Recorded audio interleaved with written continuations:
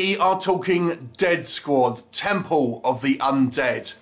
Now this one is directed by Dominic Holzer, who also co-wrote this, and it's actually Dominic's feature film directorial debut. Now interestingly, this one was all filmed in Indonesia and really does benefit from that and gives a unique flavour. And I would say this movie is almost the spiritual successor of the Return of the Living Dead series. Now what do I mean by that? Well, a number of things actually. It actually follows that kind of template in a number of ways.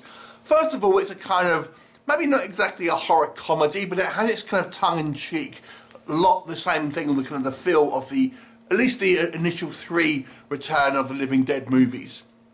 Secondly, the setup is similar. There is some type of, I mean, with the Return of the Living Dead series, you have this kind of trioxin, which was a kind of a government-developed kind of chemical, and it's similar to this one. It's basically some kind of experiments that have caused the dead to rise. But also the third thing is just the zombies themselves aren't just your straight zombies. Oh no, these zombies are kind of like mutated as well, so they're all bizarre. And there's like a huge hulking one. There's one with like long tongue, one with webbed feet and webbed hands and stuff. So they all looked really bizarre, disgusting, and quite gross, but in a fun way.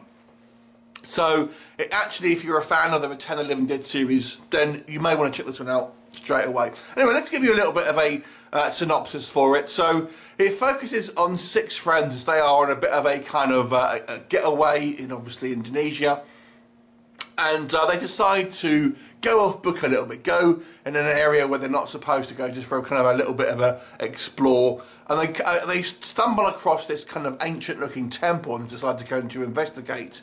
However, it turns out this temple was actually home to CIA experiments in the 50s, where they had kind of used ex-Nazi scientists to kind of do various kind of different experiments, which was actually a true thing. It was like something called Project Paperclip. Anyway, of course, they've created these kind of like monstrous zombies. Now, our 6 friends are trapped in this kind of temple and have to try and escape. There also may be an external threat as well. So let's talk Dead Squad, Temple of the Undead. So this movie is a lot of fun. Obviously it's tongue-in-cheek, not quite a horror comedy exactly, that there are a few comedic elements in there, but there are certainly some OTT gross-out moments that really do them. The gore here is a lot of fun. It will remind you also, as well as of the Return of the Living Dead, you'll be reminded of like the original Evil Dead films and Brain Dead, Peter Jackson's movie. So there's a lot of kind of influences that you can see, a kind of like you know, a splatter movie, but with its tongue-in-cheek there. So the tone of this movie is reminiscent of that of the kind of the 80s for definite, although it's obviously a modern film and set in kind of modern times as well.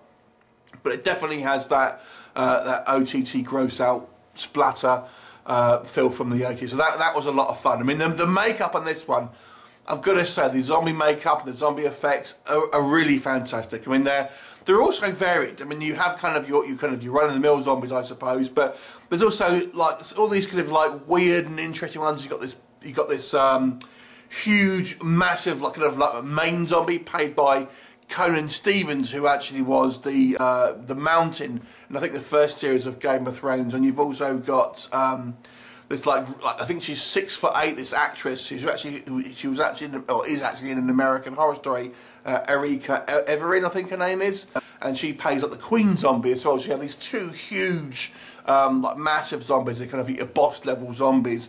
But there's also, like I said, the zombie makeup is so kind of bizarre and OTT. It's a lot of fun, and also some of the kind of the exploding heads and kind of limbs being ripped off. I mean, the special effects guys have really outdone themselves on this one.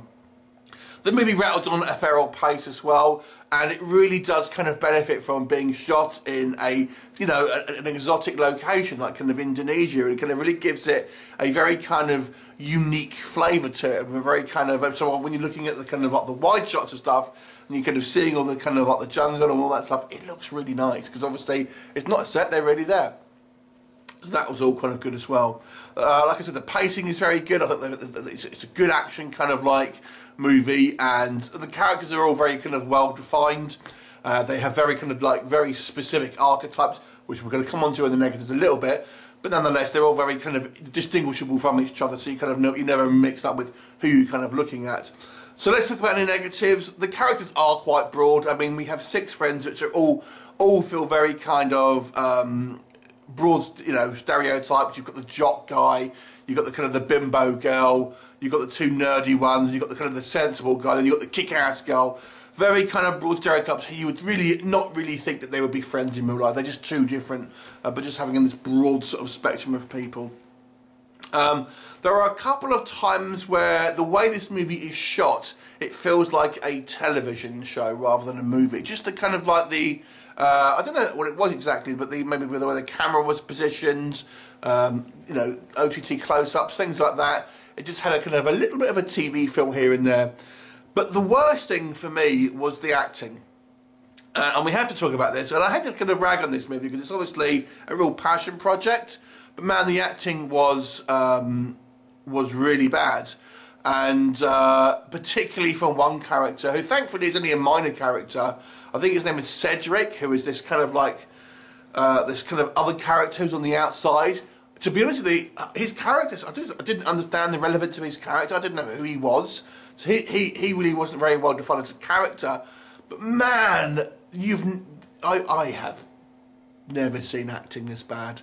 It was terrible. I'm sorry if the actor watches this, but Jesus. I mean, some of the other acting isn't great, but you can kind of, oh, it's a kind of horror comedy. It's meant to be a little bit campy and everything, so, you know, there you go. But this guy, woo, he was taking the biscuit. But the acting's not great across the board, unfortunately. And also, it doesn't help that I feel this movie's been quite heavily ADR'd.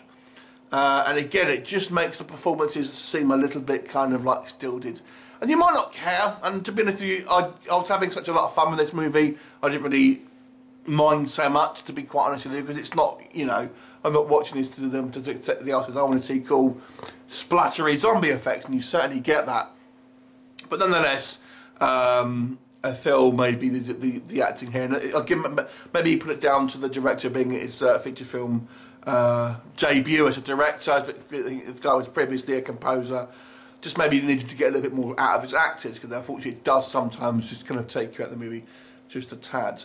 But overall, this movie is a lot of fun. Like I've said, if you are a fan of splatter movies, gory effects, OTT zombies, and like I've said, the comparisons here to Return of the Living Dead, Evil Dead, and Brain Dead are all very fair comparisons, and this movie is a lot of fun and can easily be talked about in the same conversation as those guys.